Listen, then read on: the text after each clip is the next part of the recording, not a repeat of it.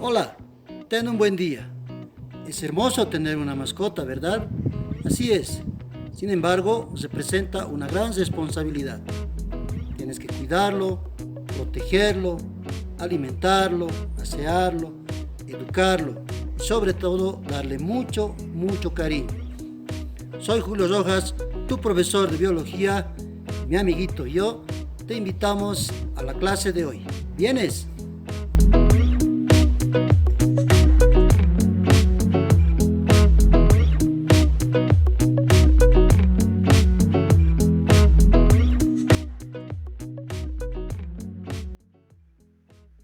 Dentro de las divisiones de la biología encontramos a la genética. Genética que tiene por objeto el estudio de la herencia biológica y sus variaciones. Gregor Johann Mendel es considerado el padre de la genética. Este fue un monje católico nacido en Austria y que fue el primero que realizó trabajos en genética. Y gracias a estos trabajos, a sus experimentos, pudo determinar las leyes que rigen la herencia genética. Mendel y sus experimentos. Mendel realiza sus experimentos utilizando las plantas de chícharos o guisantes. Los principales motivos para que Mendel elija este tipo de plantas son los siguientes. Los guisantes eran fáciles de obtener, ocupaban poco espacio y tenían un tiempo de generación relativamente corto, producían muchos descendientes, existían variedades diferentes que mostraban distinto color, forma, tamaño, etc. Por lo tanto, presentaban gran variabilidad genética. Es una especie autógama, es decir, que se autopoliniza, de manera que el polen de las anteras de la flor cae sobre el estigma de la misma flor. Era fácil de realizar cruzamientos entre distintas variedades. Es posible evitar también o prevenir la autopolinización cortando las flores de una planta, es decir, eliminando sus anteras. Algunas características que Mendel estudió en las plantas de chícharo, por ejemplo, la forma de las semillas, plantas con semilla lisa o redonda y arrugada o rugosa, el color de la semilla, semillas amarillas y semillas verdes, la forma de las vainas, una vaina hinchada, una vaina contraída, el color de la vaina, una vaina verde, la vaina amarilla, el color de la flor, una flor de color púrpura y otra flor de color blanca, la ubicación de la flor en las uniones de las hojas y otras flores que se encontraban en las puntas de las ramas, es decir, flores terminales. El tamaño de la planta, plantas altas y plantas pequeñas. Primera ley de Mendel, llamada también ley de la uniformidad de los híbridos.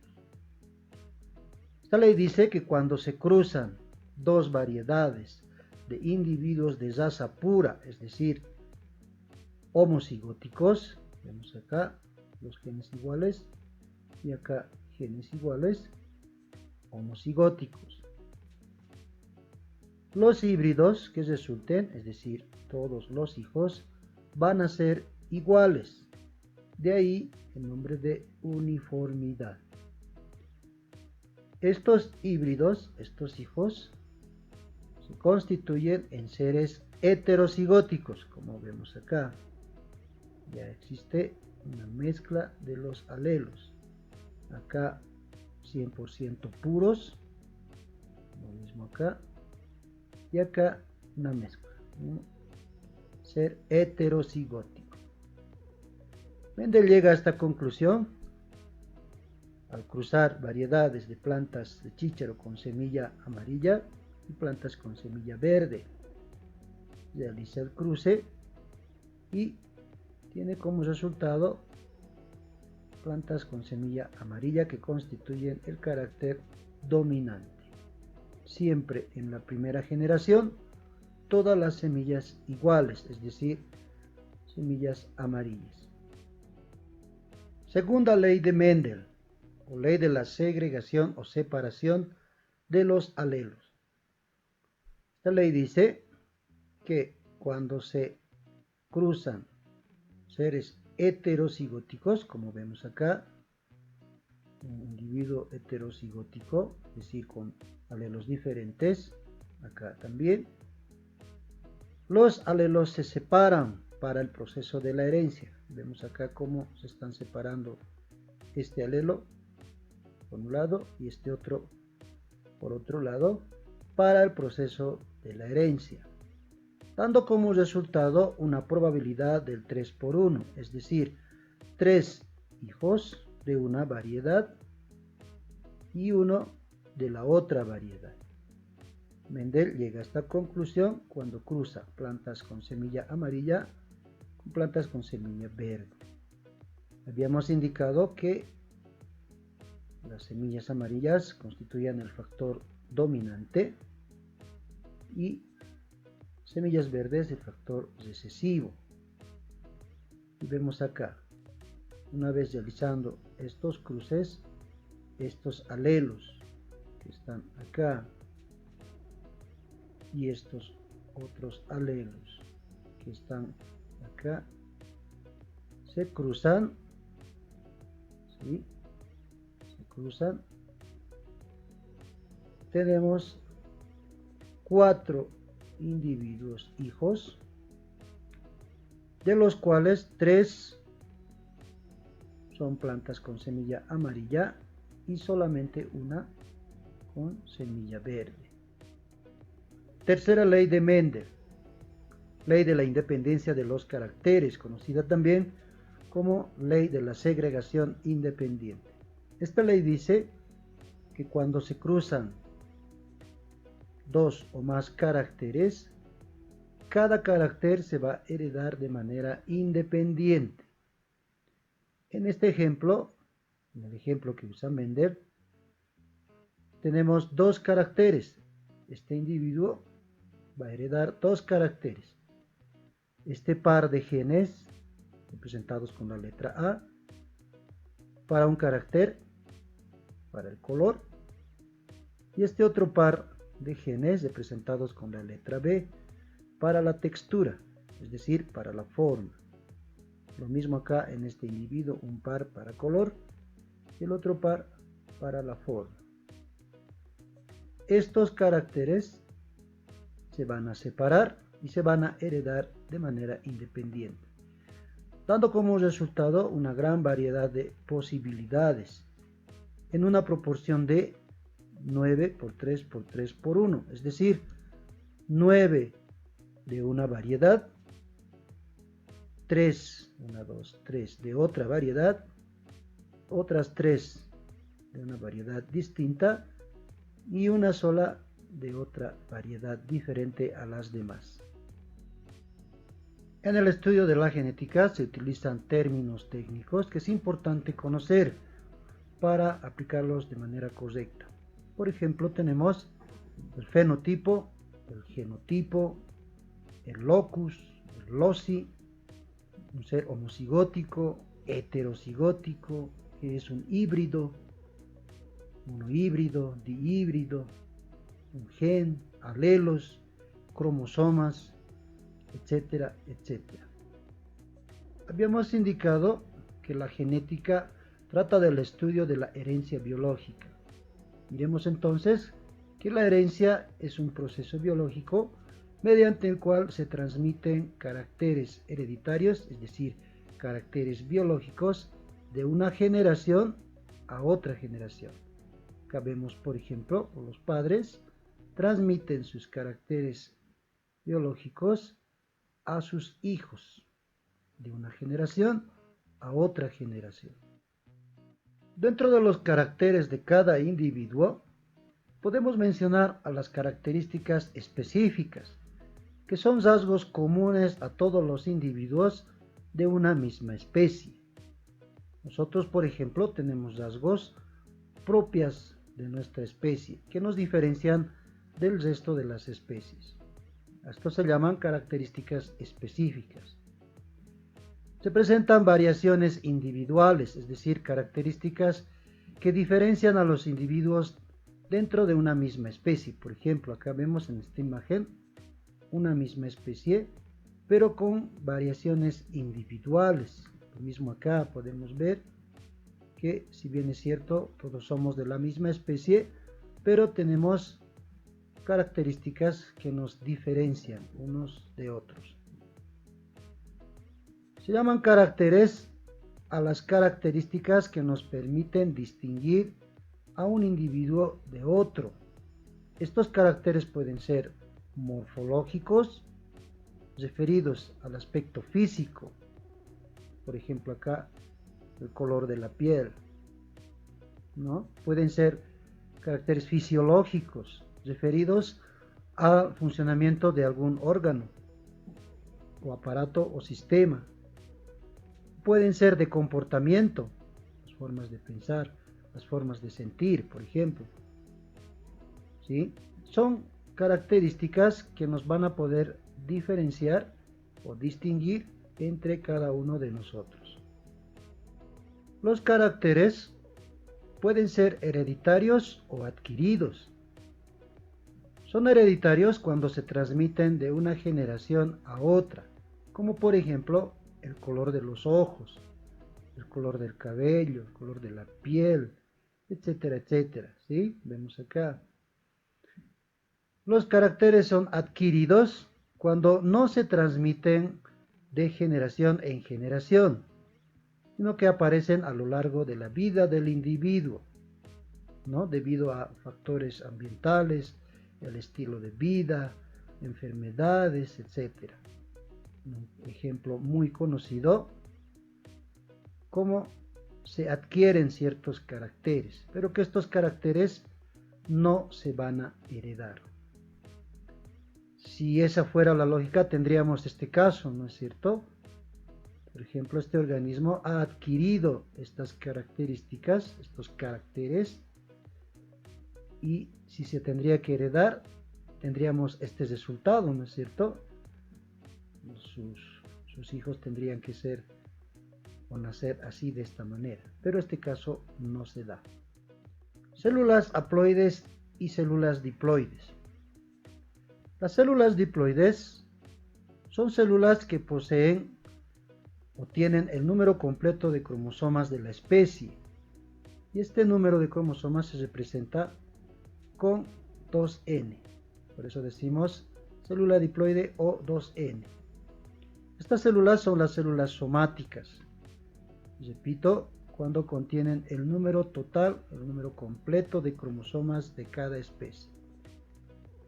Las células haploides o células N son células que solo contienen la mitad del número de cromosomas de la especie.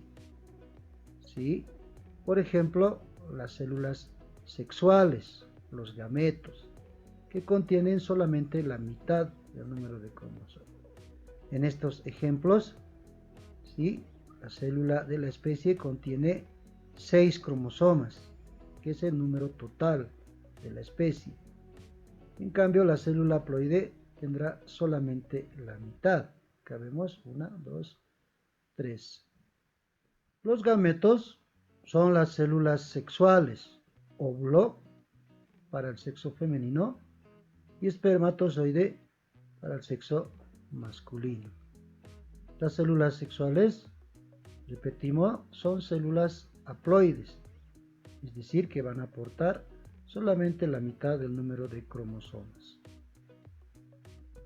El cigoto resulta de la unión de dos gametos, es decir, de la unión de dos células sexuales, espermatozoide y óvulo.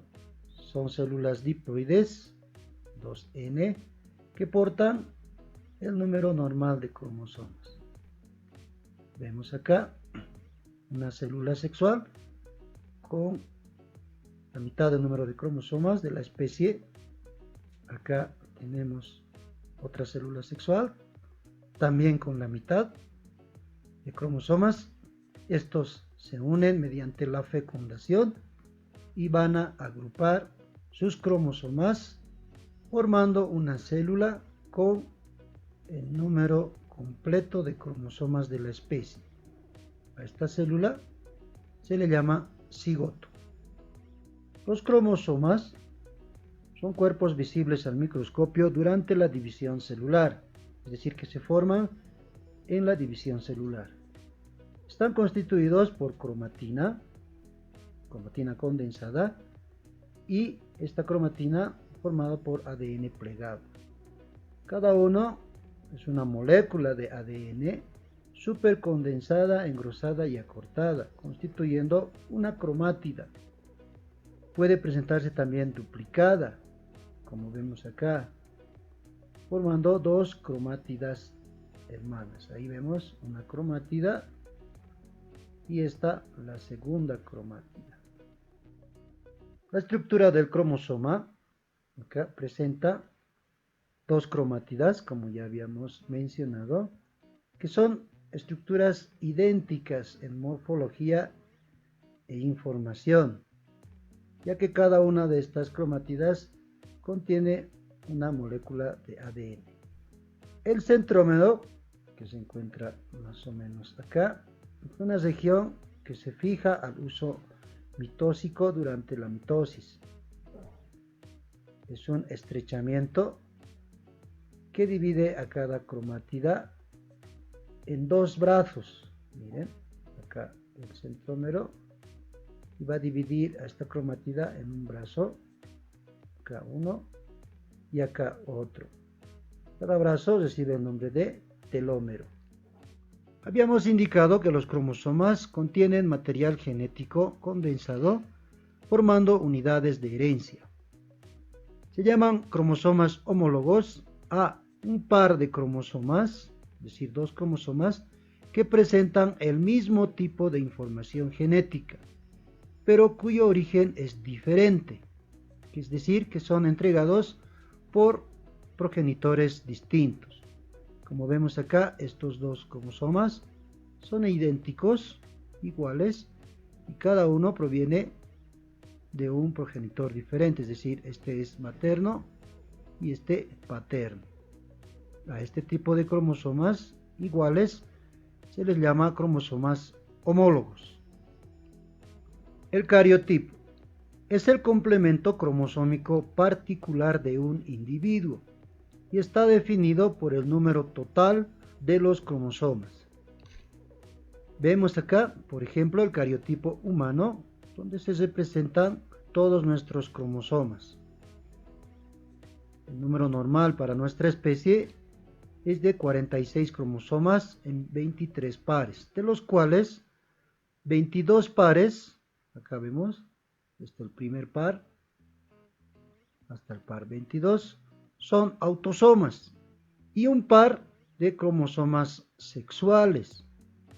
Los autosomas se enumeran del 1 al 22, ordenados por tamaños decrecientes y por la disposición del centrómero.